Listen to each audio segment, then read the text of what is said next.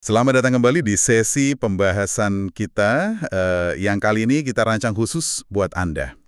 Kita akan coba kupas tuntas soal motivasi nih. Kenapa sih orang melakukan apa yang mereka lakukan? Betul.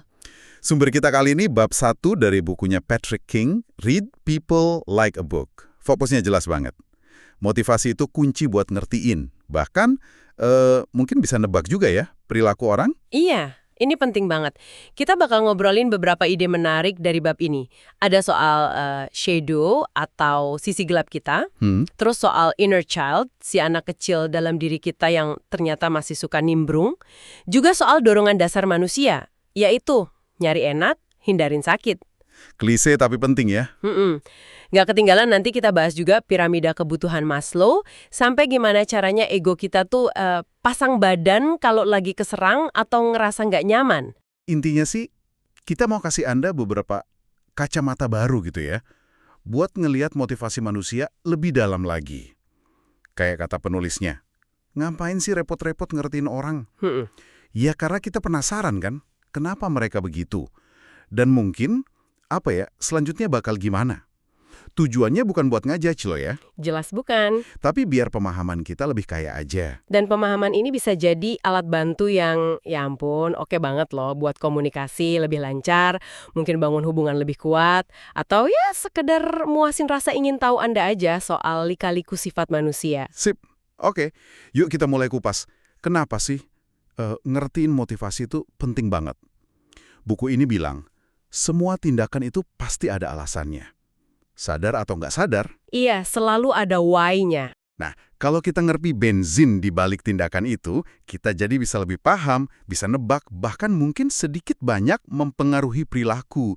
Termasuk ya perilaku kita sendiri juga sih. Nah, ini pas banget nih buat Anda yang pengen cepet dapat intisarinya. Motivasi itu kayak ngasih kita kerangka berpikir gitu. Jadi nggak cuma lihat aksi luarnya aja. Permukaannya doang ya. Tapi coba ngintip dorongan di baliknya. Ibaratnya kita punya model lah buat nerjemahin dunia sosial di sekitar kita. Bisa bantu kita bikin tebakan-tebakan yang lebih cerdas gitu soal apa yang lagi terjadi di dalam kotak hitam pikiran orang lain. Oke, kita mulai dari yang paling dalam kali ya. Alam bawah sadar. Ini nih, buku ini ngangkat konsepnya Carl Jung soal shadow atau sisi gelap. Jung. Menarik ini. Katanya ini bagian diri yang kita tolak atau kita sembunyiin. Bisa jadi sifat pelit kita, rasa takut, marah, sombong, yang pokoknya nggak mau kita akuin deh. Yang kita anggap jelek gitu ya. Iya, contoh klasiknya di buku itu, pria paruh baya botak naik mobil sport merah ngejreng, terus orang di pinggir jalan nyeletuk, kira-kira dia lagi nutupin kekurangan apa ya? Nah gimana sih bagian tersembunyi ini bisa ngedorong perilaku kita tanpa sadar? Yaitu dia. Yang menarik di sini adalah shadow ini nggak hilang loh, cuma ngumpet. Oh, nggak bisa dihilangin ya? Nggak bisa. Dan sering munculnya halus banget, nggak terduga. Prinsip dualitas berlaku kan? Gelap ada karena ada terang. Jung sendiri percaya, jadi sehat mental itu bukan berarti ngilangin shadow, tapi justru mengakuinya, berdamai dengannya. Berdamai ya, bukan ngelawan. Banget di dalam shadow-nya. Yang mungkin suatu saat bisa meledak. Butuh energi loh buat nahan si Iya. shadow ini terus-terusan. Capek juga ya. Banget. Dan ujung-ujungnya dia bakal cari jalan keluar juga, entah gimana caranya. Terus gimana kalau kita bisa ngebaca shadow orang lain? Apa untungnya nih buat kita sehari-hari?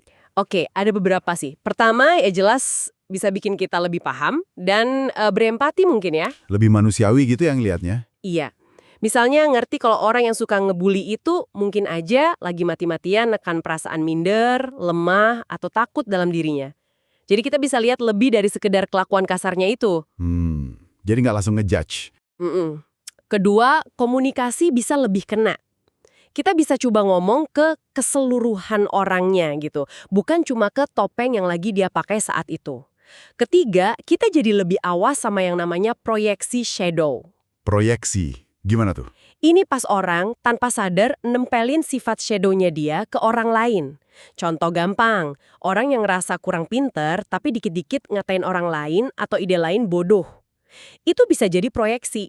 Wah, jadi bukan berarti kita jadi sok tahu kayak, psikolog dadakan gitu ya? Oh jelas bukan, jauh lah. Ini lebih ke arah dapat wawasan aja, insight. Dan mungkin jadi bahan refleksi juga buat diri sendiri. Jangan-jangan kita juga sering gitu. Nah, bener juga. Buku ini ngasih ide pertanyaan reflektif bagus nih pas ketemu orang baru. Dia secara sadar nunjukin apa sih? Terus apa yang kira-kira dia nggak mau akuin soal dirinya? Itu potensi shadow-nya. Gimana itu ngedorong kelakuannya? Orang ini bikin Anda ngerasa gimana? Wah, ini dalam nih. Jangan-jangan shadow Anda yang kesenggol. Dan yang penting, gimana caranya nunjukin pemahaman, bukan penghakiman? Menarik banget. Ada lagi nih konsep yang nyambung katanya. Inner child, si anak kecil dalam diri. Ah ya, si kecil. Katanya ini bagian bawah sadar yang isinya diri kita waktu kecil, lengkap sama kebutuhan dan mungkin luka masa lalu. Gimana biasanya ini muncul di orang dewasa? Kok bisa? Ya bisa banget. Kadang kita lihat kan orang dewasa reaksinya emosional banget. Nggak sebanding gitu sama masalahnya. Lebay gitu ya? Bisa bilang gitu. Mirip anak kecil lagi ngambek atau tantrum. Contoh di buku. Pasangan yang tiba-tiba marah, meledak, dan defensif banget pas lagi diskusi biasa aja, bisa jadi itu inner child-nya lagi ngerasa takut atau nggak aman. Oh. Mungkin Anda pernah ngerasa kayak dijadiin orang tua pas lagi ngadepin orang yang lagi mode anak kecil. Kayak contoh lain, rekan kerja yang ngeles dari tanggung jawab, terus pas ditegur malah cemberut manyun gitu. Haha, pernah sih lihat yang begitu. Nah, ngertiin ini bisa bantu kita ubah dinamikanya. Daripada kita ikutan jadi orang tua yang ngomelin, atau malah ikutan jadi anak kecil juga, kita bisa pilih buat secara sadar ngajak ngomong sisi dewasanya dia.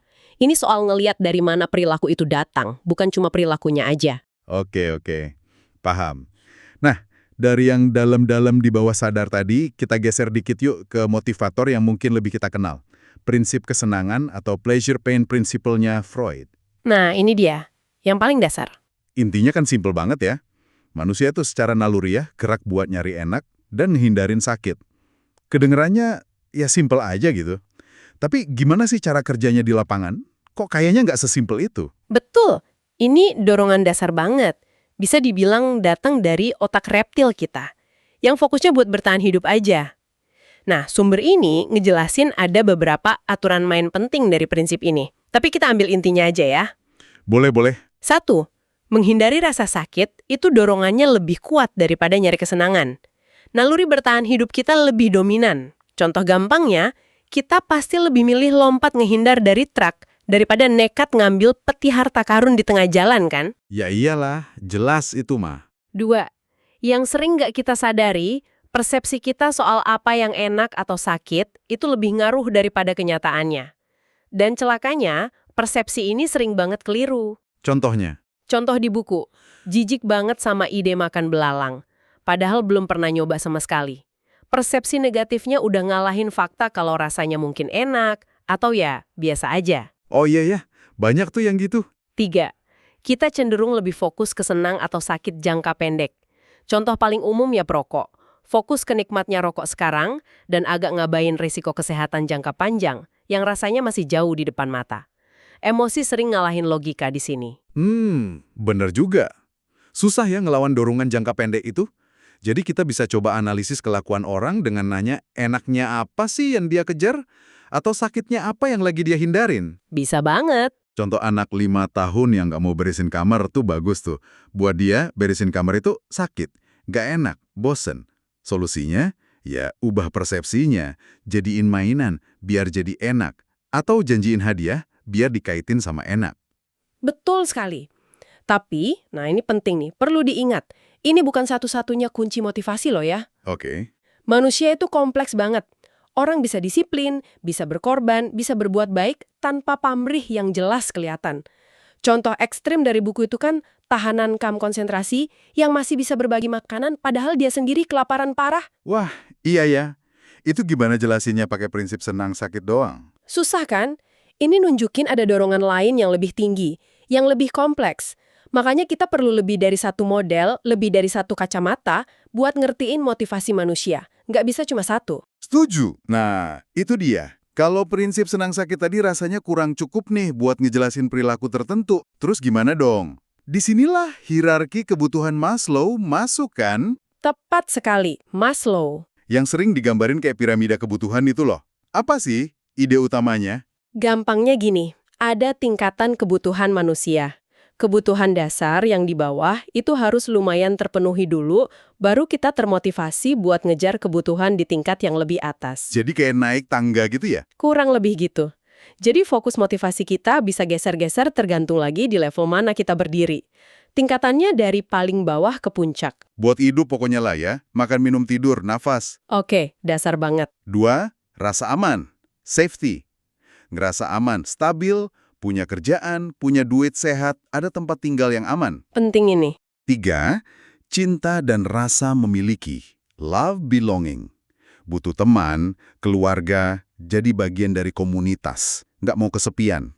Kebutuhan sosial ya. 4. Penghargaan. Esteem. Butuh dihargai orang lain, tapi juga menghargai diri sendiri.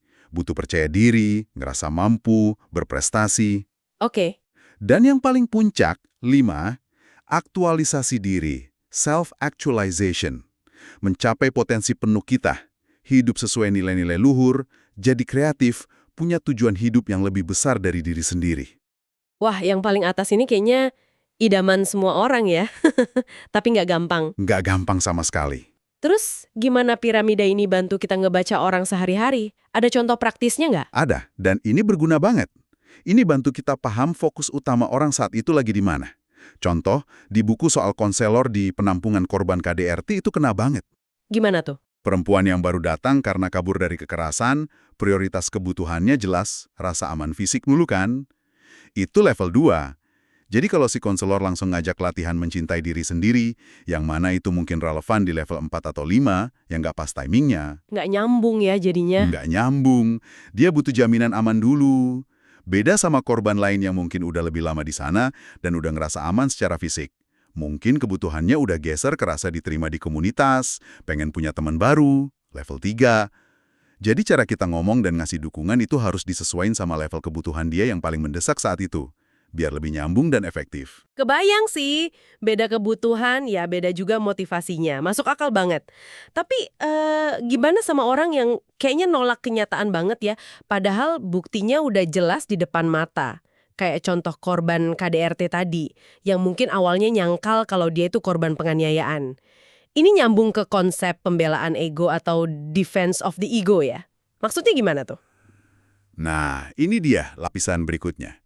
Ini soal mekanisme psikologis yang kita pakai, seringnya tanpa sadar loh ya, buat ngelindungin diri kita, ego kita, harga diri kita, dari perasaan gak enak, malu, atau cemas. Otomatis gitu ya? Seringnya gitu. Ada satu kebenaran universal di buku ini. Gak ada orang yang suka ngerasa salah, gagal, atau kelihatan jelek di mata orang lain, atau bahkan di mata diri sendiri. Itu bikin gak nyaman banget. Iya sih, nggak enak rasanya. Nah, ego kita otomatis bangun benteng pertahanan buat ngelindungin kita dari rasa nggak enak itu. Hasilnya, kita bisa jadi suka ngeles atau namanya rasionalisasi. Cari-cari alasan gitu.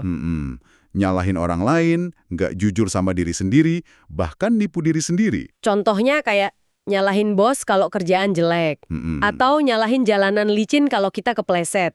Atau nyalahin pelatih kalau nggak kepilih masuk tim. Persis. Itu contoh-contoh simpelnya. Ego bisa bikin kita buta sama kenyataan yang pahit buat diterima. Lama-lama, cara kita ngebela diri ini bisa ngebentuk seluruh cara kita mandang dunia loh. Wah, bisa separah itu ya? Bisa. Contoh si Fred di buku itu kuat banget. Dia mati-matian ngebela idola popstarnya yang jelas-jelas terbukti bersalah melakukan kejahatan. Kenapa dia segitu ngototnya? Kenapa? Karena kalau dia ngakuin kebenarannya, itu bakal ngehancurin sebagian besar identitas dirinya yang udah dia bangun di atas kekaguman sama si idola itu. Ngakuin si idola salah, sama aja ngakuin penilaian dia selama ini salah besar. Itu terlalu sakit buat egonya. Jadi mending nolak kenyataan ya, daripada egonya sakit? Kurang lebih gitu, meskipun nggak sadar.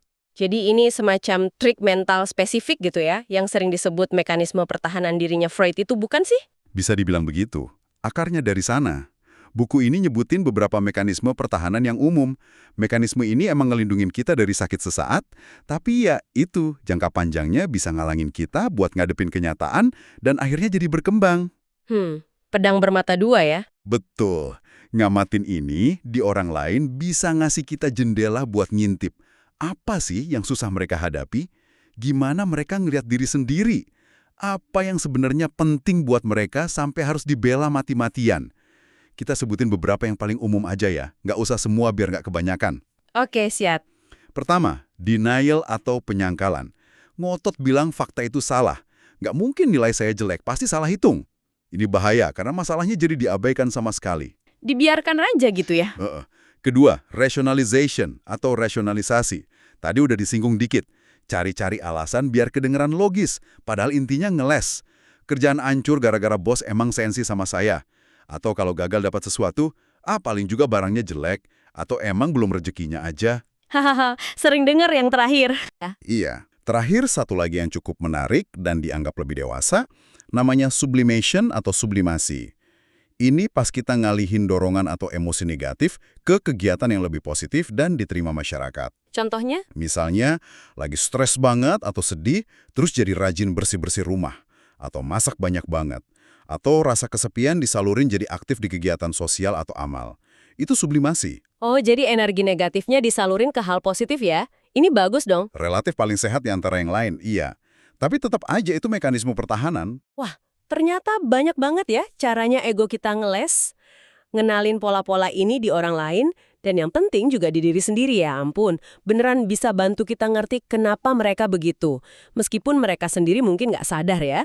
Kayak dapat bocoran dikit soal perang batin mereka. Persis. Jadi, setelah kita ngobrolin semua ini nih, apa artinya buat Anda yang dengerin? Kita udah lihat beberapa kacamata yang lumayan kuat ya, mulai dari shadow dan inner child yang ngumpet di bawah sadar, terus prinsip senang sakit yang dasar banget, hierarki kebutuhan Maslow yang bertingkat, sampai cara ego kita pasang perisai, semuanya buat nyoba ngerti kenapa dibalik tindakan orang. Ya, dan yang perlu diingat sekali lagi, ini bukan teori yang saling adu kuat mana yang paling benar loh ya.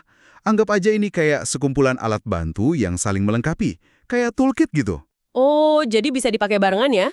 Justru itu, dipakai bareng-bareng bisa ngasih pemahaman yang jauh lebih kaya, lebih utuh soal rumitnya manusia.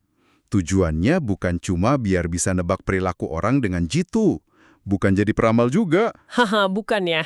Bukan, tapi lebih ke arah dapat wawasan yang lebih dalam, yang ujung-ujungnya bisa bikin komunikasi kita lebih enak, hubungan lebih kuat, dan mungkin, ini yang penting, rasa welas asih kita jadi lebih besar, ke orang lain dan ke diri sendiri juga.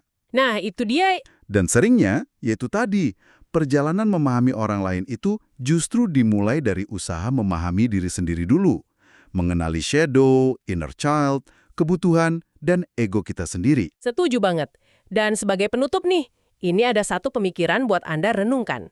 Kalau kita ingat lagi semua lapisan motivasi yang dalam ini, yang sering dah kita sadari dari shadow, inner child, kebutuhan yang belum ketemu, sampai ego yang siaga terus, kira-kira nih ya, seberapa banyak sih perilaku kita sendiri sehari-hari yang jangan-jangan didorong sama kekuatan-kekuatan di bawah permukaan itu, yang belum kita kenal atau akui sepenuhnya?